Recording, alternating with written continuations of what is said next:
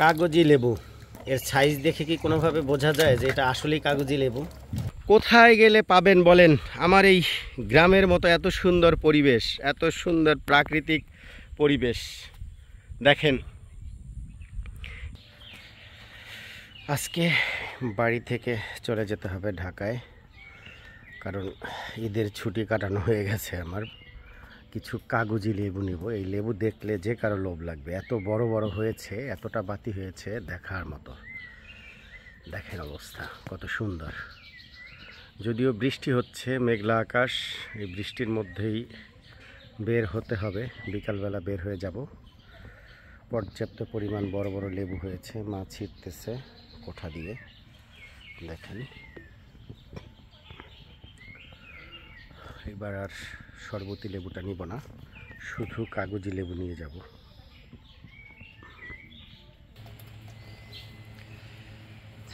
এক ঝুড়ি লেবু, চাপ দাও। হ্যাঁ, যাবে না।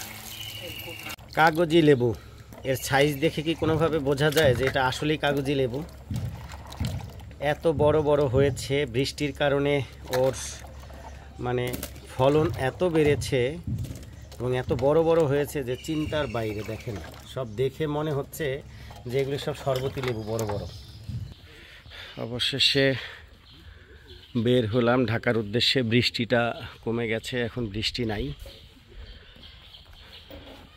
সমস্যা হইল রাস্তার যে অবস্থা, পাচার ঠাচার না খাই। পাচার খাইলে তো ঢাকা যাওয়া বেরিয়ে যাবে আমার। পিঠে ব্যাগ, সামনে ব্যাগ, পিছনে ব্যাগ। ব্যাগের ওজন আর আমার যে ওজন, দুইটা মিলা সামলাইতে পারলে হয়েছে না রে? ওই দিনের মতো যদি আবার পড়ে যাই। আমার এলাকার সব থেকে বড় এই প্রতিবন্ধকতাটা হচ্ছে যোগাযোগ ব্যবস্থা। এই হচ্ছে অবস্থা। যদিও গ্রামীণ প্রাণ প্রকৃতি খুঁজে পেতে হলে আপনার এই নেগেটিভিটির মাঝেই হচ্ছে এই পজিটিভ ভাইবটা পেয়ে যাবেন। শহরের পিচঝাড়ের রাস্তা হলে তার এই মজাটা আপনি পাবেন না গ্রামের মেঠো পথের। তো সেই প্রকৃত গ্রামীণ ভাইব পাইতে হইলে এখানে আসতে হবে। বলতে বলতে পড়তে পড়তে পাইছে গেলাম, জানি না শেষ পর্যন্ত কতদূর পৌঁছাইতে পারবো। পুরাপুরি ব্যাগ প্যাক হয়ে গেছি আমি। আমার সামনে ব্যাগ, এটার ওজনও আছে 3-4 কেজি। এটার ভিতরে সীসার মতো ওজন, ভিতরে জিনিসপত্র নিয়ে নিছি। আর পিছনের ব্যাগ তো পিছনে আছেই। তো যাই হোক, দেখি সহি সালামতে পৌঁছানোটা হচ্ছে গিয়া বিষয়। আমার ক্যামেরা এখন রেখে দিতে হবে, কারণ সামনে আমি সাঁকো পার হব। পুরো রাস্তাটাই হচ্ছে পিচ্ছিল, পড়ে গেলে সব শেষ। এই হচ্ছে সাঁকো। টাটা বাই বাই আমার পুকুর। সাবধানে থাইকো পুকুর না। রাস্তার অবস্থা যে এতটা করুণ, আসলে এটা চিন্তাও করা যায় না। আর এত বৃষ্টি হইলে হবে না কেন? একে তো হচ্ছে কাঁচা রাস্তা, তারপরে হচ্ছে ঝুম বৃষ্টির টানা বৃষ্টি। বৃষ্টিটা কমার কারণেই বের হওয়ার সুযোগ পেলাম, নইলে তো আসলে এর মধ্যে দিয়ে বের হওয়াটাই আমার জন্য দুরূহ ব্যাপার ছিল।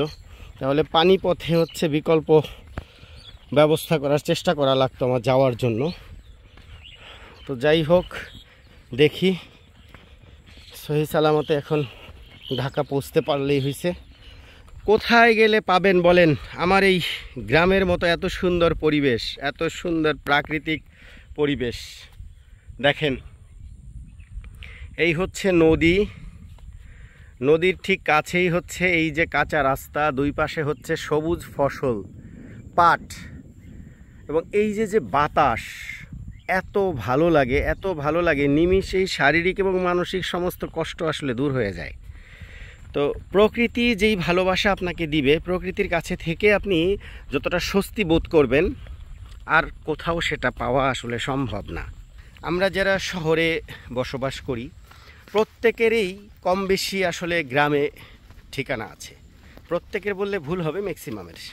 তো যাদের এই গ্রামে একটা ঠিকানা রয়েছে, প্রত্যেকটা মানুষ চেষ্টা করেন গ্রামে সেই ঠিকানাটাকে সুন্দরভাবে সাজিয়ে রাখার, যার যার যোগ্যতা অ্যাবিলিটি অনুযায়ী।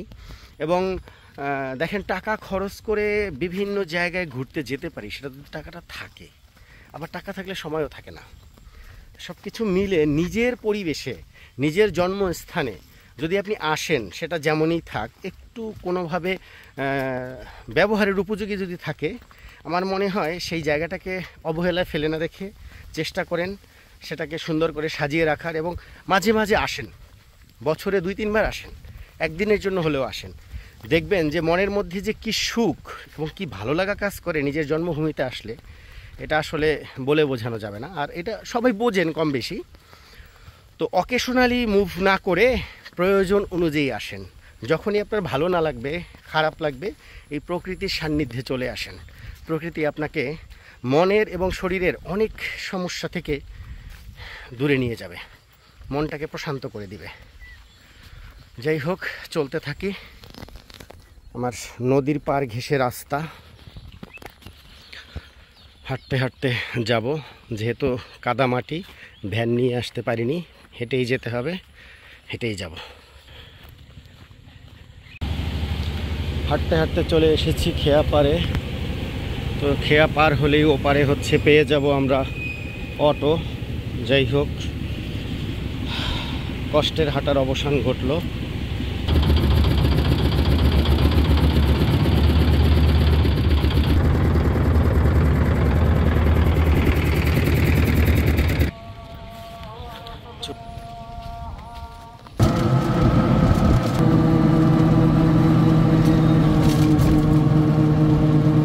আমাদের মাদারীপুর স্ট্যান্ডে চলে এসেছি। এটা হচ্ছে আমাদের মাদারীপুর বাস স্ট্যান্ড।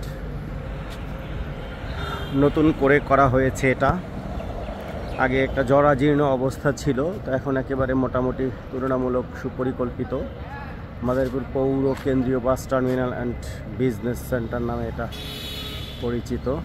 তো এখানে চলে এসেছি, এখন টিকিট কাউন্টারে যাব। দেখি টিকিট কাউন্টারে গিয়ে কী অবস্থা, টিকিট পাই কিনা। সেই গাড়ির টিকিটটা পেয়ে গিয়েছি, যদিও আমি আপনাদের একটু ভিতরের জায়গাটা দেখাই নাই। নিচের জায়গা এটা, উপরে দোতলায় 3তলায় আছে, স্পেস আছে। এই পাশটায় হচ্ছে কাউন্টার, একেবারেই ফাঁকা জায়গা, এখনও পুরোদমে এটা চালু হয়নি অবশ্য। তো আমার গাড়ি এই পাশটাতে রয়েছে। 2264 এটা না? আচ্ছা,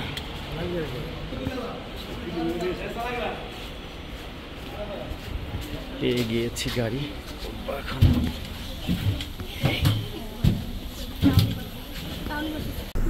গাড়িতে উঠে বসে পড়েছি, কিন্তু আমি জানালার পাশে আসলে সিট পাইনি।